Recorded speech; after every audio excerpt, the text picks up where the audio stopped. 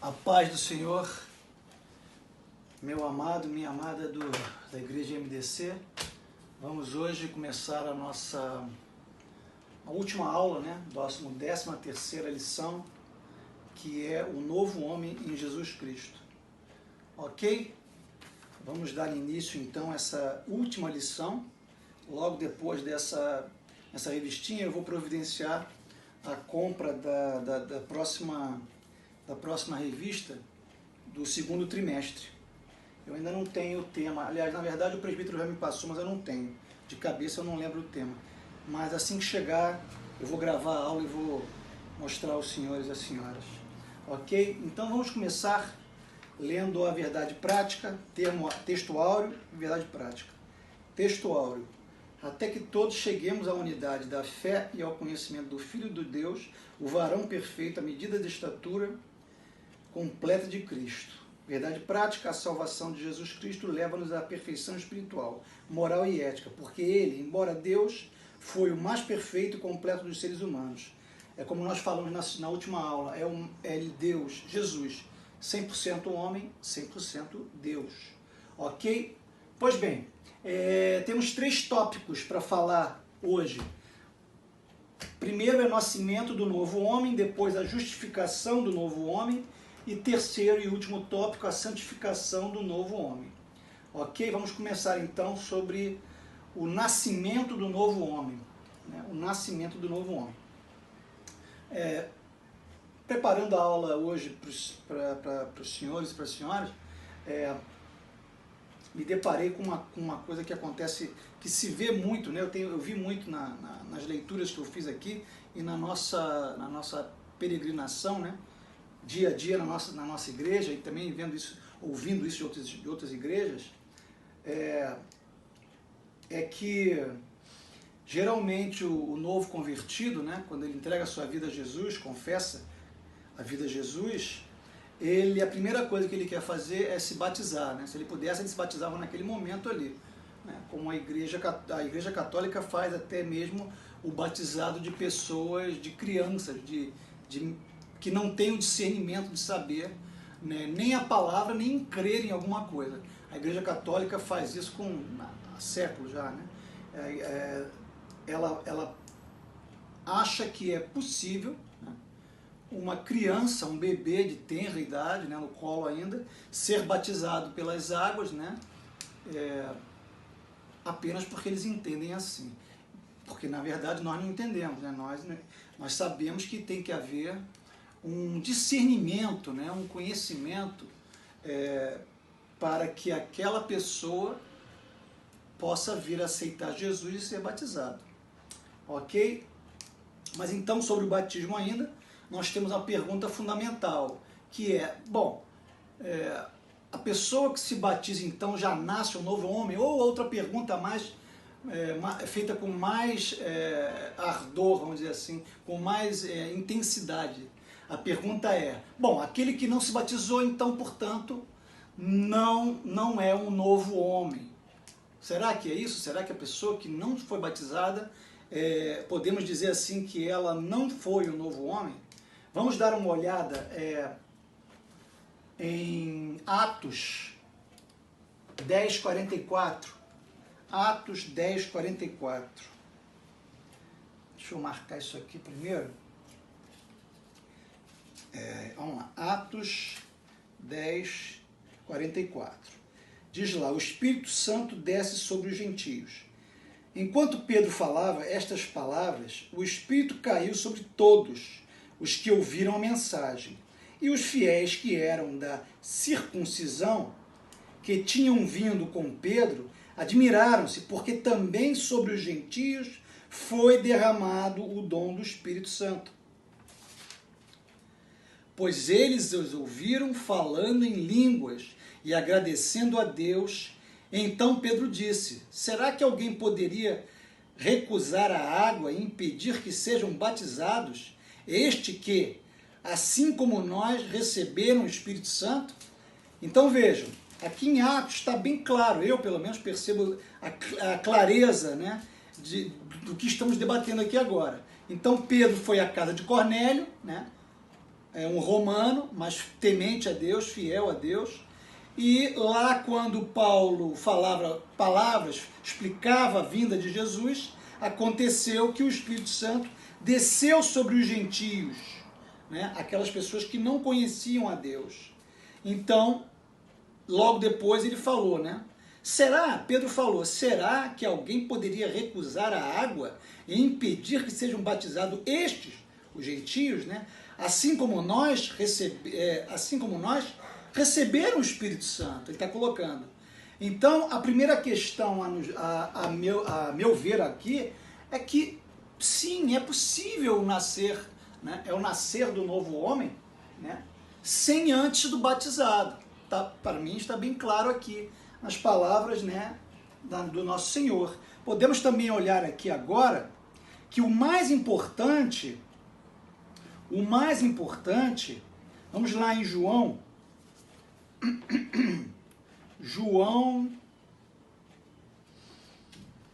onde eu estava? João,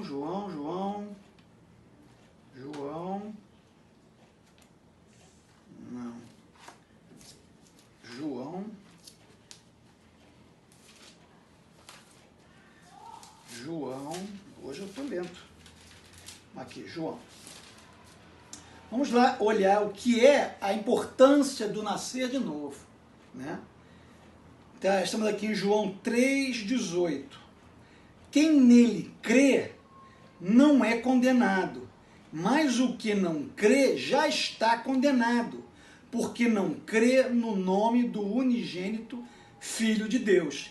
Então veja, o que é necessário para o homem nascer de novo, né? Seria o primeiro crer em Jesus, crer na vinda de Jesus, crer que ele veio para levar os nossos pecados e que ele é o nosso Senhor e Salvador. Primeira coisa é crer. E tanto é possível crer e receber o Espírito Santo antes mesmo do batismo. Ah, João, mas o batismo então não é necessário. É necessário também. Ele é necessário também, mas não é somente o batismo que vai trazer a nós, né, crentes, um nascimento, um novo homem, um novo espírito, né? Porque, como acabamos de ver aqui em Atos 10, 44, né, Pedro verificou na casa de Cornélio que antes mesmo do batismo, eles creram e receberam o Espírito Santo. E logo depois Pedro fez aquele comentário sobre, ora, é óbvio que eles podem e devem ser batizados. Então, o que entendemos aqui sobre a necessidade do batismo? A necessidade do batismo, ela é uma ordenança, não tem a mínima dúvida que ela é uma ordenança, mas ela é mais do que tudo um ato simbólico em que lava os nossos pecados, né? E nós temos esse ato público, né? Porque ninguém faz o batismo escondido, né, dentro de casa. Alguém já viu o pastor Bruno, né, chamar um por um e ir lá para um quarto reservado com uma banheira? Não é. É um ato público para a igreja. É até um dia muito festivo, né? Me lembro que o último batismo que tivemos na igreja foi um ato assim que tinha vários parentes, né? Muita gente de fora também. Foi um churrasco, né? Se não me engano, foi uma coisa muito bonita. Então é um ato público, o batismo é necessário para um ato público. João, né, Batista, batizou. Alguém pode imaginar que Jesus tinha algum pecado necessário para que fosse batizado, né? Tanto é que João, quando tentou até, ficou meio sem jeito, né, daquela situação, porque ele sabia quem era Jesus. Jesus disse logo para ele, faça assim desse jeito, né? Faça assim desse jeito. Né? Enfim, claro que a palavra não foi essa que Jesus falou, mas ele, de outra palavra, disse que assim deveria ser feito. Então, João Batista assim o batizou. Mas ninguém pode ter dúvida nenhuma quanto Jesus não tinha nenhum pecado para ser lavado. Então, a conclusão que nós chegamos aqui é que sim, o batismo é uma ordenança, mas não é o primeiro ato e único ato necessário para levar os nossos pecados e para que venhamos a nascer de novo com o Espírito Santo. Porque, por tudo que falamos aqui, é claro e evidente que não é assim. Primeiro se crê, primeiro se entrega a Jesus, acredita de coração, né, de que a palavra de Jesus é a verdade, né, acredita em Jesus que ele vai ser justificado, né, e aí sim vem o Espírito Santo, ou pode vir o batismo e logo depois o Espírito Santo, né, mas a verdade é que o batismo em si é o menos importante, podemos dizer assim. Não é que não seja, é o menos importante naquilo que nós estamos falando, no nascer de novo. É necessário, sim, uma ordenança de Deus, mas que é para e tão somente que todos venham a ver aquele ato e entender que aquela pessoa nasceu de novo das águas, né, renovada e agora no Espírito Santo. Essa é a grande função do batismo na igreja. E é muito triste saber, não só na nossa igreja, mas em várias igrejas, que muitos crentes não participam de nenhuma aula, né, e fugiu a palavra aqui agora, as aulas necessárias para que se faça aquele batismo, e fugiu agora a expressão da palavra, mas enfim, toda aquela preparação, né, que o pastor pede, né, ele se reúne com todas aquelas pessoas que vão ser batizadas, né, o pastor, me lembro que antes dessa pandemia, né, todos os domingos ele reunia horas antes, né, o discipulado, ele reunia aquelas pessoas, né, que iam ser batizadas e ministrava a eles o discipulado, ensinando a importância do batismo, o porquê do batismo, e depois vira o batismo. Mas muita gente, às vezes nem ia, ou às vezes ia, mas o fato é que muita gente que deseja o batismo, né, e logo depois do batismo somem da igreja. Essa é a parte triste que a gente tem que ver no dia a dia, né, da igreja. Muitos participam do batismo, é uma festa linda, maravilhosa, ele demonstra para todos que está em Cristo Jesus, mas dali a uma semana muitos somem, né? É muito triste isso, é muito triste. Mas enfim, vamos seguir com a nossa aula. Vamos em Marcos 16 também. Marcos 16, está aqui perto, né? Vamos lá. Marcos 16 diz assim: o anjo, porém, lhe disse... Não, desculpe. 16. É isso? Eu já estou lendo Lucas. Olha só que loucura. Hoje, como é que eu estou com a cabeça hoje? Marcos 16. 16.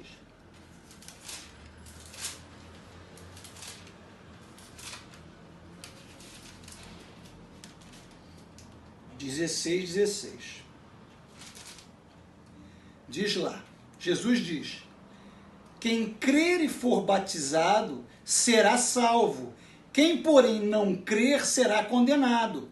Tem a ver muito com aquilo que nós acabamos de ler em João também, né? Então, com relação ao crer, quem crer e for batizado será salvo, quem porém não crer será condenado. Jesus poderia dizer, e não será batizado, mas ele diz, porém quem crer, né, quem não crer será condenado. Ok? Vamos também em Gálatas 6,16, que eu separei para os senhores aqui. Gálatas 6,16. Gálatas 6,16. Diz lá. Não, desculpe, 6,15. Pois nem a circuncisão é coisa alguma, nem a incircuncisão, mas... vamos lá. Pois nem a circuncisão é coisa alguma, nem a incircuncisão, mas o ser nova criatura. E a todos os que andarem em conformidade com essa regra, paz e misericórdia sejam sobre ele e sobre Israel de Deus. Ok? Então, verificamos aqui que o batismo é uma ordenança. E o batismo faz parte, né, daquele caminho do nascer de novo. Mas ele tem muito mais importância, o que é muito mais importante, é o crer no Senhor Jesus, crer na palavra dele, receber em algumas ocasiões o recebimento, né, do Espírito Santo, e o batismo também é a última, eu colocarei assim como em grau de necessidade, o último grau, né? O último grau para que você venha demonstrar para a sua igreja, para os seus parentes, que você agora é nova criatura em Jesus. O nascer de novo é o segundo, é uma oportunidade que Jesus nos dá, como eu disse, como diz aqui na revistinha, né? É a oportunidade que Jesus nos dá de voltarmos a ter aquela relação que Adão, antes do pecado original, tinha com Deus, né? Então essa é a segunda oportunidade, né, que Deus nos dá, né, na hora em que nós nascemos de novo. Nós agora nascemos com a oportunidade de estarmos mais próximos a Deus, assim como estava o primeiro Adão. Ok? Como todos sabem, o segundo Adão, ou o último Adão, é o nosso Senhor Jesus. Vamos então dar uma olhadinha aqui o que diz a revista sobre isso. Jesus ensinou a Nicodemos, o renomado mestre da lei, que o novo homem não é gerado nem da carne nem do sangue, mas de Deus, da água e do Espírito, nascido não do sangue nem da carne. No prólogo, o seu evangelho, o apóstolo João afiança que o novo homem em Cristo e antes de tudo, uma criação espiritual. Não é gerado nem do sangue nem da carne, mas de Deus. Está lá em João 1, 12 e 13. Apesar do pecado do primeiro Adão, nós podemos renascer para Deus, através dos méritos de Jesus, o último Adão. A atuação do Espírito Santo no interior do ser humano é o milagre mais expressivo que Deus pode operar em nossa vida. Ao nascer de novo, o homem experimenta um novo Gênesis, a comunhão plena com o Pai Celeste. Está lá em Romanos 8, 16. Vamos dar, então, prosseguimento. Nascido de Deus. O nascimento do novo homem é descrito pelo evangelista como o ato de nascer de Deus. Está em João 1,12. Isso implica a aceitação pela fé do plano da salvação que o Pai Celeste elaborou, bem antes da fundação do mundo. Apocalipse 13:8. Tornou-se nova criatura em Cristo.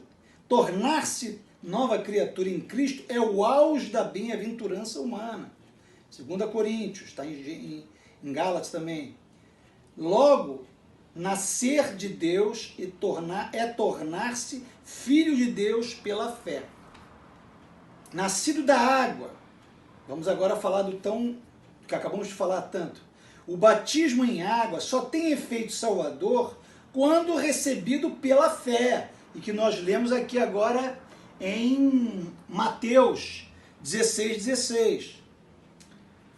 Se devidamente observado, simboliza não apenas a morte e a ressurreição de Cristo, como também o renascimento espiritual daquele que recebeu como Salvador e Senhor. Está lá em Romanos 6, 1 a 12.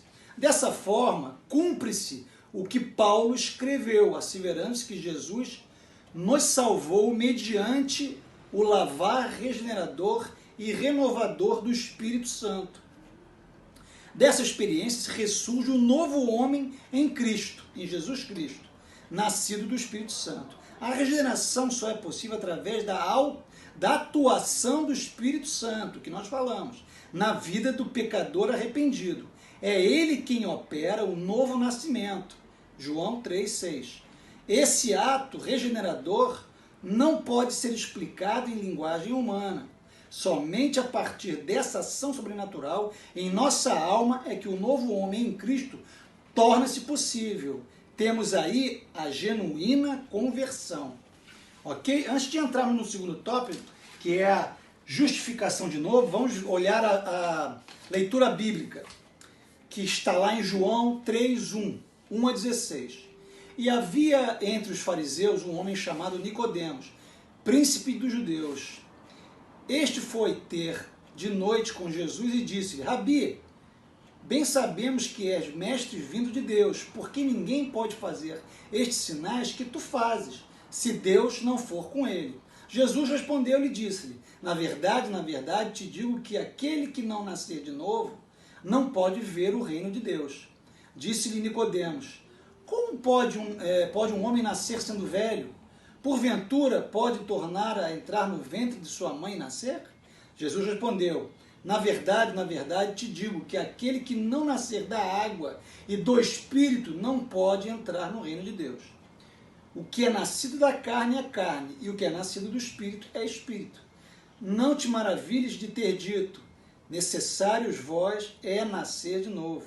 O vento assopra onde quer e ouves a sua voz, mas não sabes onde vem, nem para onde vai. Assim é todo aquele que é nascido do Espírito. Nicodemos respondeu e disse-lhe: como pode ser isso? Jesus respondeu e disse-lhe: tu és mestre de Israel e não sabes disso? Na verdade te digo que nós dizemos o que sabemos e testificamos o que vimos, e não aceitais o nosso testemunho. Se vos falei de coisas terrestres e não crestes, como crereis se vos falar das celestiais? Ora, ninguém subiu ao céu senão o que desceu do céu, o Filho do homem que está no céu. E como Moisés levantou a serpente no deserto, assim importa que o Filho do homem seja levantado, para que todo aquele que nele crê não pereça, mas tenha a vida eterna. Porque Deus amou o mundo de tal maneira que deu seu Filho unigênito, para que todo aquele que nele crê não pereça, mas tenha a vida eterna. Verifique a ênfase que Jesus dá, né? Com relação a crer. Primeiro temos que crer, né? Porque todo aquele que nele crê não pereça, mas tenha a vida eterna. Porque Deus amou o mundo de tal maneira que deu seu Filho unigênito para aquele todo que nele crê não pereça, mas tenha a vida eterna. Então reparem que a ênfase está naquele que crê, né? Na vinda do Espírito Santo. E o batismo. O batismo, como eu digo, é necessário, é uma ordenança do nosso Senhor, mas não é condição sine qua non. Ou seja, ela não é uma condição máxima, né, para que nós venhamos a nascer de novo. Repito, a passagem em Atos 10, 44, deixa bem claro que aquelas pessoas receberam o Espírito Santo, gentios, portanto, né? No entanto, receberam o Espírito Santo antes de receberem o batismo. Ok? Continuando, então, agora vamos falar sobre a justificação do novo homem. Bom, a justificação do novo homem é a justificação em Jesus Cristo, né?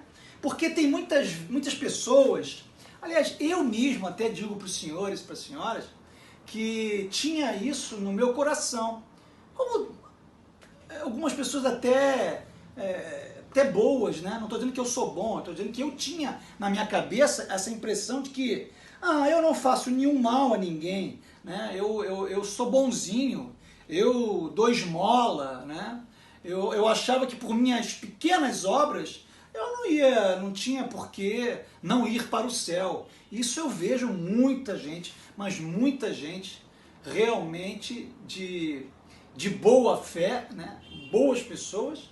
Vejo pessoas de outras religiões até, não vou citar nomes, mas conheço, o presbítero Marcelo talvez saberá de quem eu estou falando, né?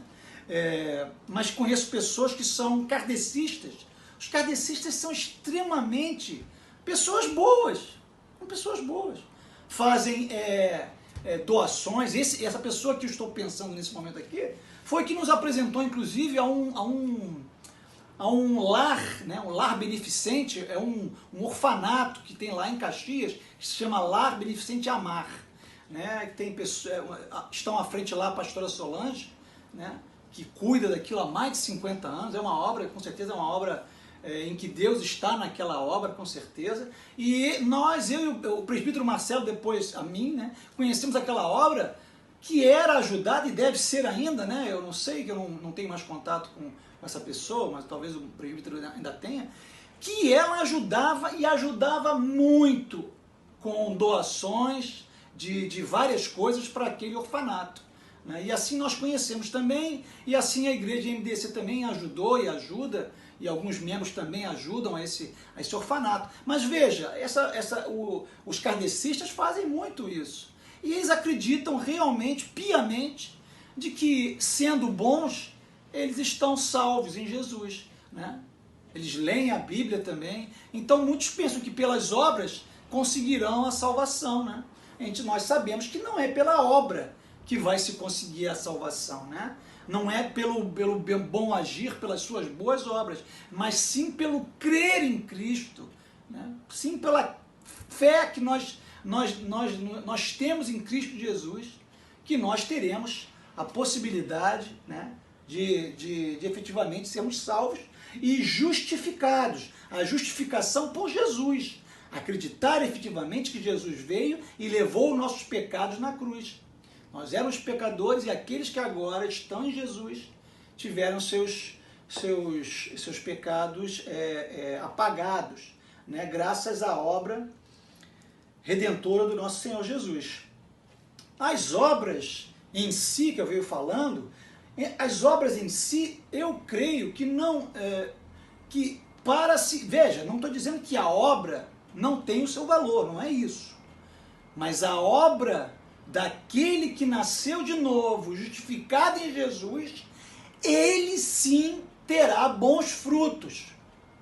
Esse crente, efetivamente, que nasceu de novo, está justificado em Jesus, está num processo de santificação, fatalmente, certamente, ele produzirá bons frutos, boas obras.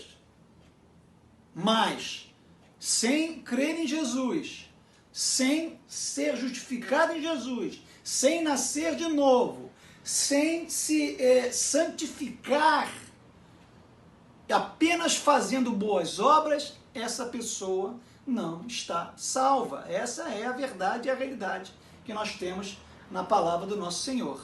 Ok? Então fazer boas obras não é o suficiente. Agora, aquele que está em Cristo Jesus, nasceu de novo, justificado, santificado, ele fatalmente, certamente vai produzir boas obras. E essas boas obras pode ser de várias maneiras.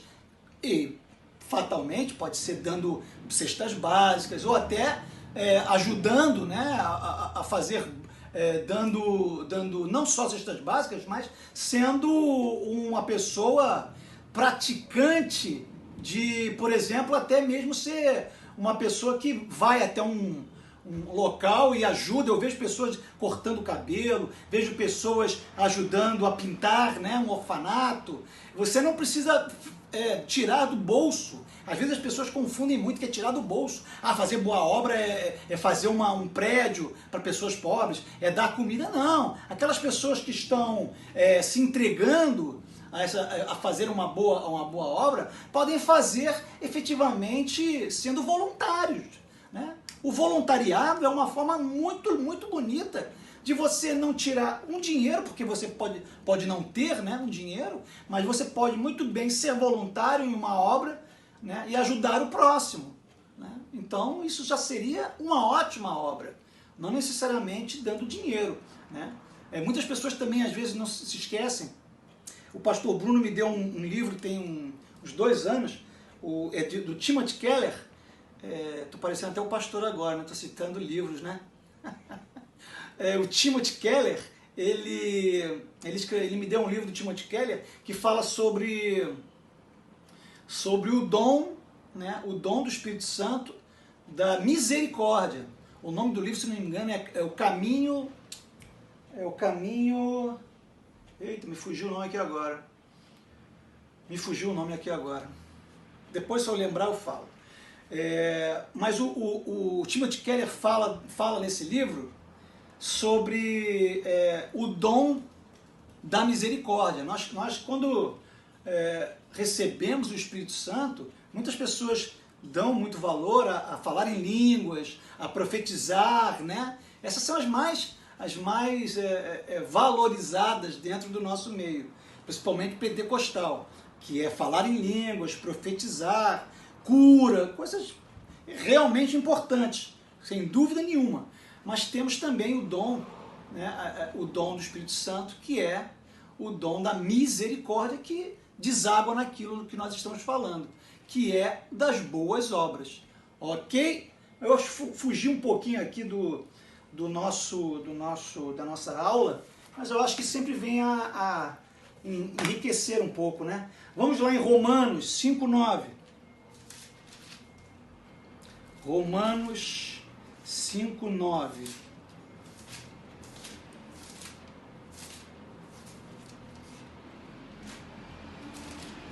Eu não marquei, né? 5:9. Marquei sim, tá aqui. Romanos 5:9. Diz lá em Romanos 5:9. Logo, muito mais agora, sendo justificados pelo seu sangue, seremos por eles salvos da ira. Vou começar aqui no 8. Mas Deus prova seu próprio amor para conosco, pelo fato de Cristo ter morrido por nós, quando ainda éramos pecadores. Aí vem o 9. Logo, muito mais agora, sendo justificados pelo seu sangue, seremos por eles salvos da ira. Então, estamos falando da justificação do novo homem em Jesus Cristo.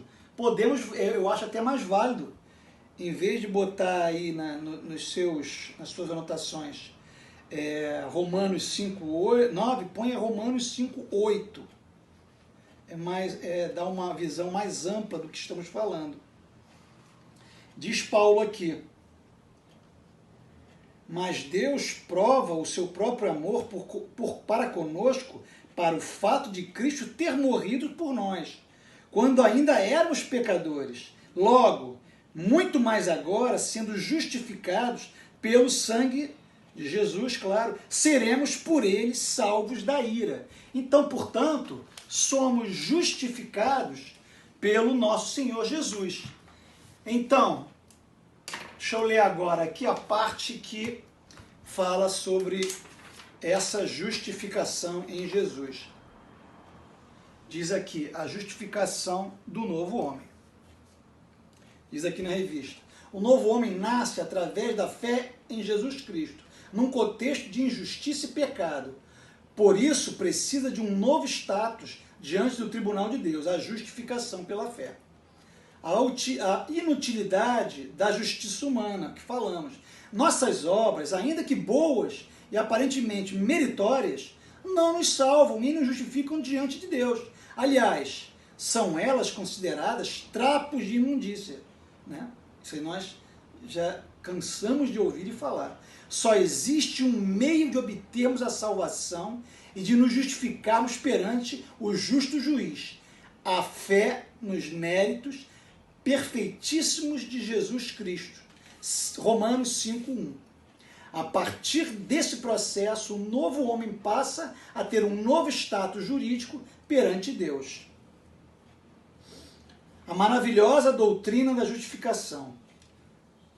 Ao pecador que pela fé recebe a Jesus, Deus lhe concede mais que um mero perdão e muito mais que uma anistia. Concede-lhe o status de justo, pois a justiça de Cristo muda por completo a situação jurídica do réu. Interessante, né? 1 Coríntios 6:11. Este é completamente perdoado de seus pecados, inteiramente apagados. Está em Hebreus 10:17. O novo homem é justo.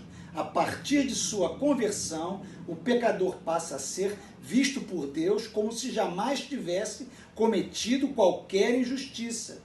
De agora em diante é justo aos olhos de Deus. Haja vista o que houve com o ladrão, que na cruz creu no sacrifício de Jesus Cristo. Está lá em Lucas 23, 42 e 43. Todos lembram dessa passagem, né? Como que nós vamos esquecer de uma passagem tão bonita? estava vendo agora há pouco, antes de começar a aula, ver como é que é tão linda, né, a palavra do nosso Senhor. Eu estava vendo aquele doutor Rodrigo Silva, né, se não me engano, que fala muito no YouTube, tem um canal, ele é arqueólogo, tem 2 doutorados, pessoa extremamente inteligente. Ele estava falando sobre o doutorado que ele fez, não me lembro qual a faculdade, mas que o doutorado dele era somente sobre isso. Só falava sobre Lucas 23, 43. Só isso, ele pegou Lucas 23, 43 e fez um doutorado de 500 e poucas folhas sobre essa pequena passagem. Vejam como é muito, muito lindo, muito interessante e muito profunda a palavra do nosso Senhor. Ok?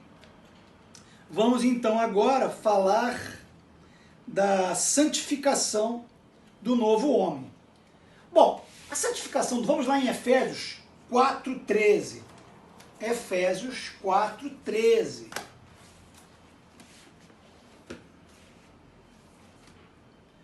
Efésios 4:13. Não sei se eu marquei. Efésios 4:13. Algumas eu marco para ficar mais rápida a aula, outras eu não marco, e aí a aula fica nesse Efésios 4:13. Aqui. Efésios 4:13. 4:13.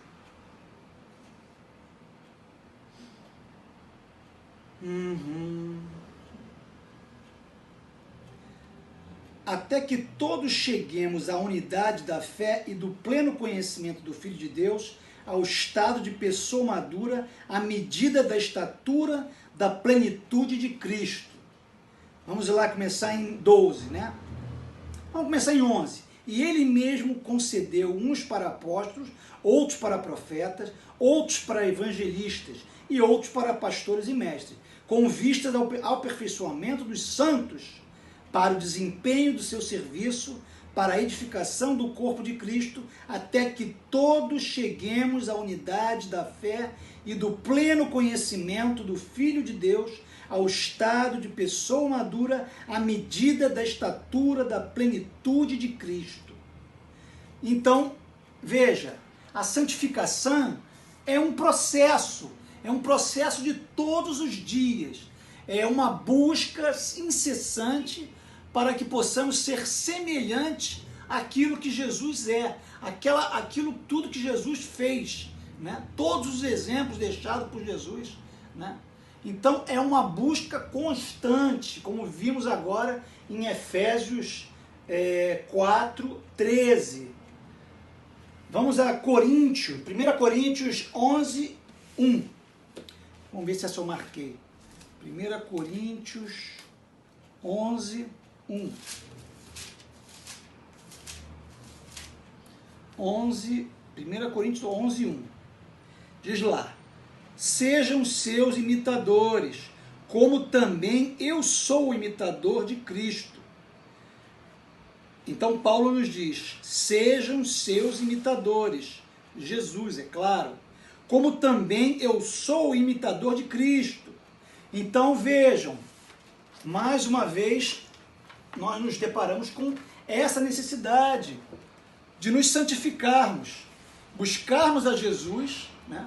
Buscarmos a Deus, buscarmos a palavra de Jesus, palavra de Deus, né? A união com o Espírito Santo, todos os dias, sempre nos penitenciando, tomando cuidado, né? da nossa mente, lutando com nossa mente. Certamente essa é uma das maiores lutas do crente, né? Para sermos semelhantes, buscarmos a imagem e semelhança de Jesus, como disse Paulo. Essa é uma luta constante com os nossos pecados interiores, aquelas nossas, nosso dia a dia, esse mundo pecaminoso que nos atinge fatalmente, porque ainda somos carne também, somos atingidos diariamente por esses ataques, né, do nosso inimigo, do demônio, também desse mundo, né? e temos que com o Espírito Santo,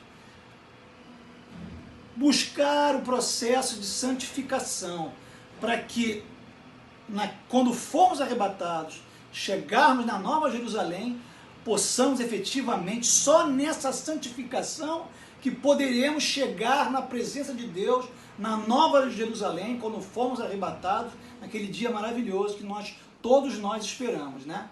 Então, só assim, nascendo de novo, nos justificando em Jesus e caminhando os passos de Jesus na santificação, podemos chegar a sermos arrebatados e a vivermos eternamente na casa do Senhor, na Nova Jerusalém. Só assim podemos chegar e efetivamente termos certeza da nossa salvação. Buscar a Deus sempre. Quando às vezes fizemos agora há pouco essa relógio de oração, é muito bom, né? Eu mesmo comentei com o presbítero Marcelo, para mim é uma coisa que como nós estamos em casa, né? Aqueles que estão em casa ainda, sempre tem o relógio nos coloca uma disciplina. É uma coisa muito legal, eu comentei com ele isso. É claro que nem todos podem fazer isso, porque nem todos estão mais podendo ficar em casa. Então, eu estou ainda em casa. Então, essa disciplina do relógio é uma coisa muito, muito legal, muito, muito boa para o nosso espírito, né? Para a nossa santificação. E se não puder, né? Se a gente não puder ter essa rotina, né? É claro que quando a gente estiver em casa, a gente tem que tirar a nossa hora de oração.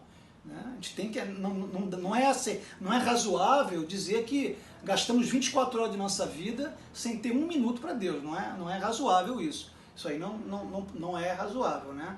Quando o pastor fala, o pastor dá até o exemplo, a gente tem 360 dias, ele faz lá um cálculo pegando 7 dias por semana, 24 horas por dia, a gente tira aí menos de 1/10 do nosso tempo, né, para falar com Deus, né, para nos aproximar do nosso Senhor.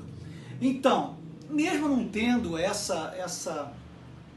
todo esse tempo que nós tínhamos em casa, né, para orar, para buscar o Senhor, durante o dia podemos fazer pequenas orações, né, de olhos fechados, olhos abertos, é só um detalhe, clamarmos, amarmos, agradecermos, fazer tudo em honra e glória do nosso Senhor Jesus. Isso é uma forma também de orar, de agradecer, de nos aproximar. Podemos fazer isso ao longo do dia também. Enfim, buscar a santificação é sempre uma busca diária de todo crente, é essa busca, para que a gente chegue lá naquele dia, nos últimos dias, né, que possamos ser arrebatados e venhamos a nos encontrar efetivamente e eternamente com o nosso Senhor. Vamos então falar sobre a santificação do homem. Ao contrário da regeneração, que é um ato instantâneo, a santificação é um processo que demanda toda a nossa vida até alcançarmos a estatura de varões perfeitos. A santificação como posicionamento. No exato instante em que no exato instante de sua conversão, o pecador arrependido passa a ser visto não apenas como justo, mas também como santo por Deus e pela igreja. Está lá em Lucas, né, 23, 42, 1 Coríntios 1, 2. Já separado do mundo, torna-se propriedade exclusiva do Senhor. Posicionalmente é santo. Palavra difícil. É santo, embora esteja ainda em processo de santificação. É o que eu disse, né? Ainda estamos num processo de santificação. A santificação como processo. O novo homem em Cristo, ainda que seja visto como santo, realmente terá que submeter-se a um longo e disciplinado processo de santificação, até que venha a alcançar a estatura do Filho de Deus. Está lá em Efésios, né? Já lemos, né? 4,13. Na santificação do novo homem, a palavra de Deus é imprescindível, pois nos conduz do ideal cristão, perfeição e santidade, para que em tudo sejamos imagem e semelhança de Deus. A santificação é a vontade de Deus no novo homem. O novo homem é impossível sem o processo de santificação. Quanto mais nos santificamos, mais parecidos nos tornamos com o Senhor Jesus. Somos seus imitadores. Já acabamos de ler. 1 Coríntios. Logo, devemos ver a santificação como a vontade suprema de Deus para a nossa vida. Mas, se pecarmos, o sangue de Jesus Cristo nos purifica de toda a injustiça e impureza. Que a Igreja de Cristo volte a pregar com mais instância e urgência a doutrina da santificação. Nenhum impuro ou profano entrará na Jerusalém celeste. Está em Apocalipse 21:8. Então vejam, nenhum impuro ou profano entrará na Nova Jerusalém, como acabamos de comentar. Então é necessário a santificação, porque senão não entrará o profano e o impuro não se aproximará de Deus. Ok? Portanto, se não vai para a Nova Jerusalém, adivinha para onde vai? Conclusão. Quem recebe Jesus como seu Salvador e Senhor tomou a melhor decisão, pois os seus pecados foram apagados por Cristo. A nova vida em Jesus é um presente de Deus.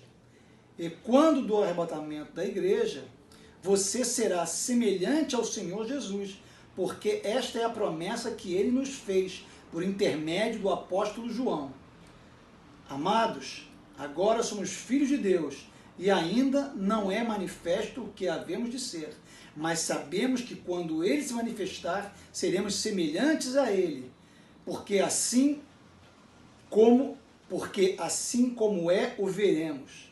Sim, nós, os redimidos do Cordeiro, seremos glorificados. E nessa bem-aventurança estaremos para sempre com o Senhor. Que o Cordeiro de Deus seja eternamente louvado. Amém, amém, amém. Louvado seja o Senhor. Louvado seja o nosso Senhor. Então, acabamos a última lição da revistinha bíblica, né? Espero que tenham gostado dessa última lição. Esperamos, né, ter aprendido, eu também. Eu sempre aprendo muito quando preparo essas aulas. E é isso. Eu espero que, não sei se semana que vem já terei a próxima revistinha.